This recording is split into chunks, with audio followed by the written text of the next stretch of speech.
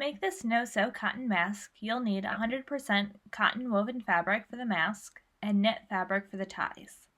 Start by cutting your woven fabric into a 20-inch square and your knit fabric into strips 1.5 inches wide by 30 inches long. To reduce fraying, you can cut your fabric using pinking shears, or you can tear your fabric along the grain. To tear the fabric, make a small snip to get things started, then pull both sides and your fabric should tear straight right along the grain. Then remove any of the long strings. Now fold your fabric in half with the wrong sides together.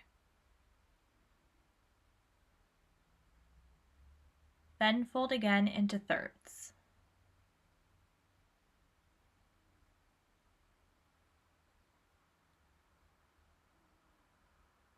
Next, we're going to prep our straps by giving them a little bit of a pull until the fabric rolls up.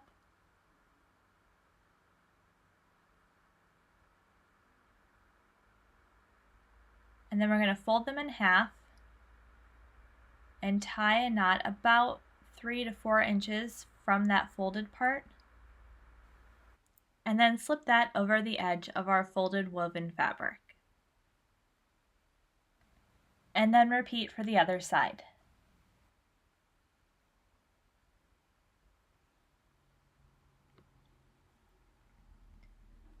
Now we're going to fold our ends in to meet in the middle, and then tuck one end into the other.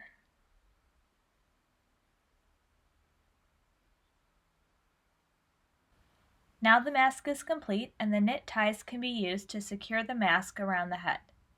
To modify the ties to go over the ear instead, just trim past the knot and tuck the knot inside the fold.